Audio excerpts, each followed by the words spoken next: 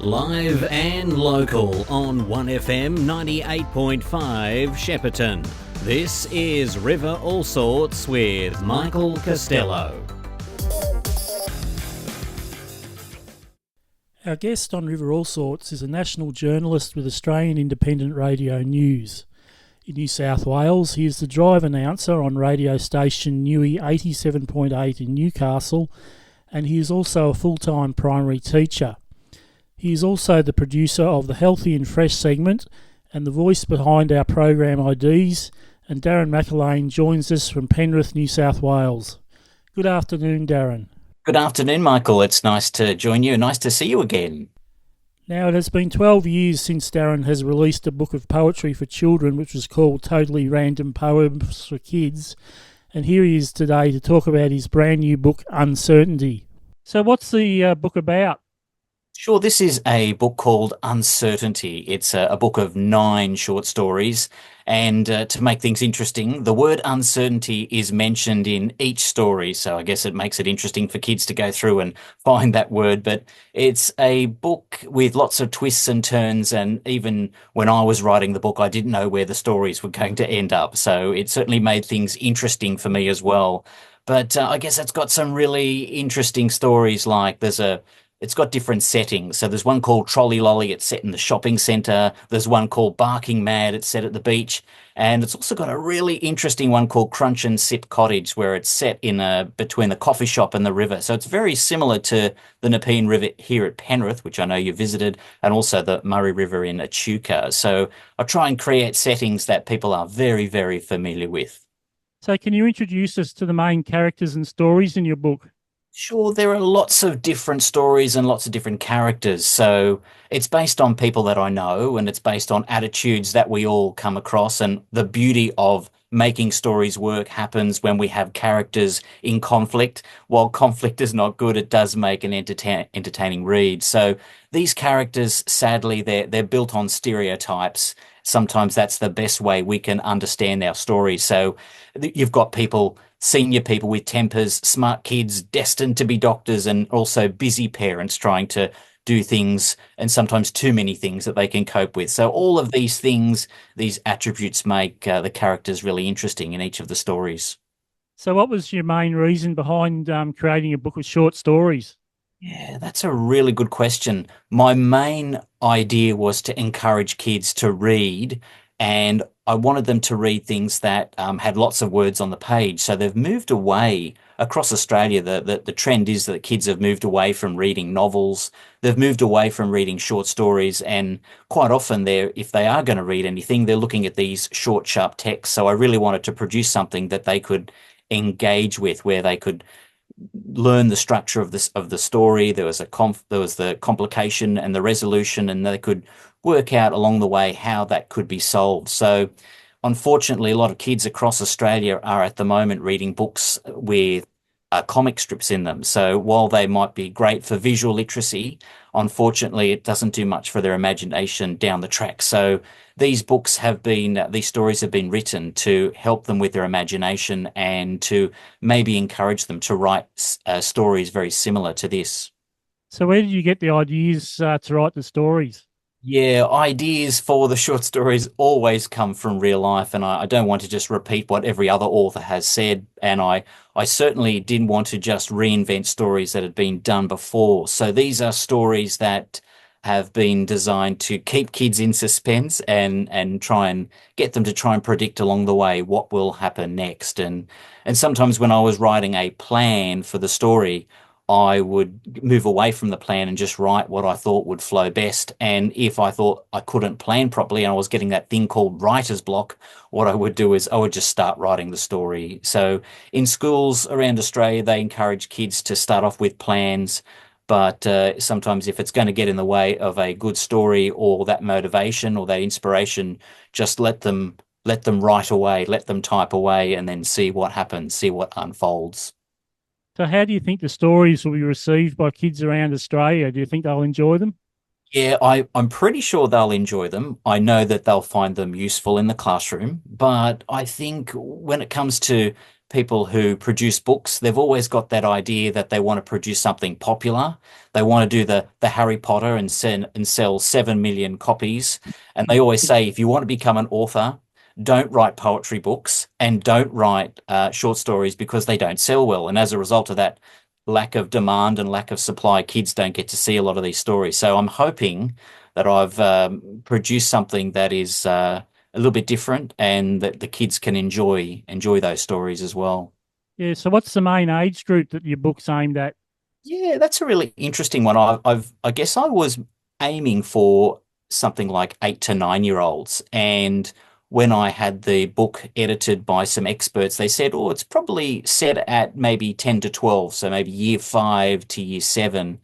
And I think it's probably important to understand that if we're going to help kids improve with their comprehension, it's good to give them something that's challenging. So if they have to read the short stories over and over again to try and understand different ideas and characters and plots, things that are happening, if it's encouraging them to read it more than once, then that's probably a good thing. And when we're going between entertainment and education, it's great that entertainment can make us feel relaxed, but when it comes to education, it's always about helping people improve. So in teaching, we call it ZBT, or the zone of proximal development, where you try and improve them, you try and move the bar. So if we're giving them hard stories to comprehend, then that's probably a good thing too. So, Darren, are there any themes or messages in the book that you hope to connect with young readers?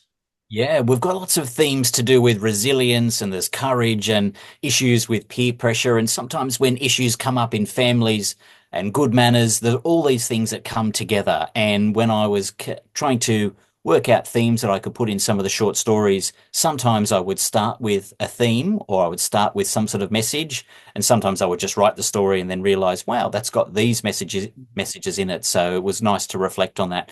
These stories are certainly open for interpretation. Okay, so what was your writing process like for the book? Did you face any challenges with it?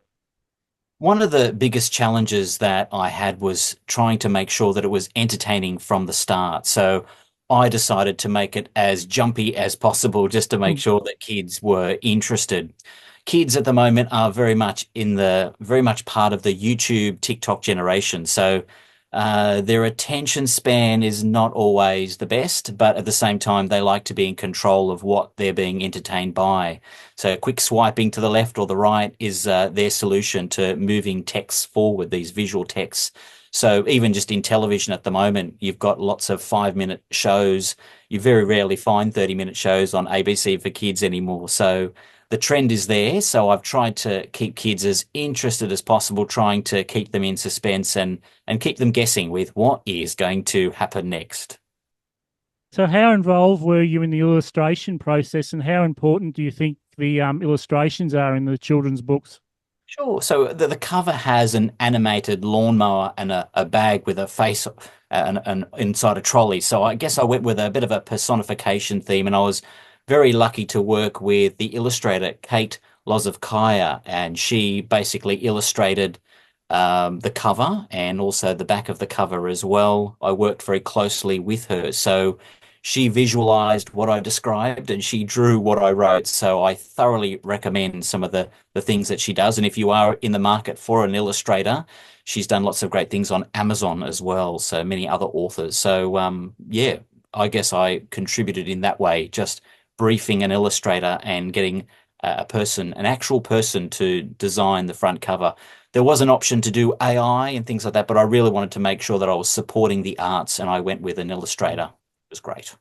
So, are there any personal experiences that inspired elements of the story? I'm sure there would be. And there's probably lots and lots, and it's being able to work out what do you pick and what can you include. It's nice to be able to make a connection with the story yourself so that you can get caught up in it and make it flow. My life as a teacher and my life as a journalist come through the story. So there are times where characters break off into reciting poetry. There's another character that watches something unfold on the news. So it gave me an excuse or a reason to write some poetry and write some news inside the book. So there's actually a story called Word Power, and there's a character called Alfred. And he eats way too much sherbet, and we call it poetic sherbet. And it allows him to talk like a rapper with a beat, and he demands at the hospital to be discharged, and he comes out with something like, "Leave the sherbet in my belly and enjoy the poetic ride. The words are still brewing, the power comes from inside. Just send me home right now, I'm perfectly just fine. I'm off through the exit now, I thank you for your time." So it sounds a little bit like Dr. Seuss, but it's fun to write, and it's enjoyable too. So when you're confronted to do things like that, it's a tough day at the office when you're doing what you enjoy. Yeah, there's actually another story called The Hilltop Gang, and it's a story where kids create an underground playground, and when they're located, obviously it's big news. So I get to write the news bulletin or the news story that helps all that developing story unfold. So it sounds something like, an investigation is underway after a local school located a theme park below the playground. The alarm was raised after the recess break when 4 children went missing through a narrow tunnel below the cavity of a tree. The age of the underground roller coaster is unknown, but it's believed to have been there for more than 4 decades. Researchers are also seeking answers how a dinosaur managed to survive for 1 million years wearing pink earrings and a fluffy hat. Turning to sport, and looks like, I guess when I get to write things like that, it allows me to get caught up in the moment. And I've actually tested and trialed some of these things in the classroom too, and the kids really enjoy when the words on the page get very dramatic as well. So using their words, it said, "Oh, it sounds so real." And I said, "Well, that's great, because that's what I want it to do." So where can our audience get a copy of the book, most importantly? Yeah, my website, darrenmcelain.com, is probably the best place to go for the moment. In New South Wales, there's Betty Loves Books in Newcastle, Turning Page in Springwood, and I'm hoping that I think it's called the Red Healer in Echuca on High Street. I'm hoping that they'll be doing some stocking as well. So fingers crossed, people will be able to access those short stories there, which will be good. So just finally, I mentioned in the introduction that you're a teacher and you're a journalist as well. So what does your daily routine look like, and how do you fit it all into your day? Because it must get a bit confusing sometimes what goes on. It does get a bit confusing. I guess I'm going from the classroom to the newsroom and the classroom to the studio. So my day typically starts at 4:30 a.m. and I do my research, and I write and record my stories for Air News, Australian Independent Radio News, and then I head to the classroom, currently teaching Year 3. So they'll be there until about 3:30, and then I'll head to the studio to host Drive on a station in Newcastle. As this interview airs, I'm actually on air at the moment, so it's amazing how radio works. So, and if I've got some podcasts or station IDs or commercials to record, then that will happen at night too. So there's always seems to be something happening, and as long as I stick to the times and I don't move away from that, I can try and be as organized as possible. But that's a great question. I'm exhausted just by thinking about it. Okay. So we're almost out of time, Darren, but thanks for your time, and best wishes with your book of short stories around Australia. So best of luck with everything.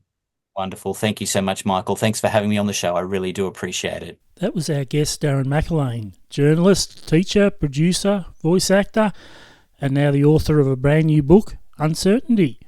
It was great he could join us here this afternoon on River All Sorts. Live and local on 1FM 98.5 Shepparton. This is River All Sorts with Michael Costello.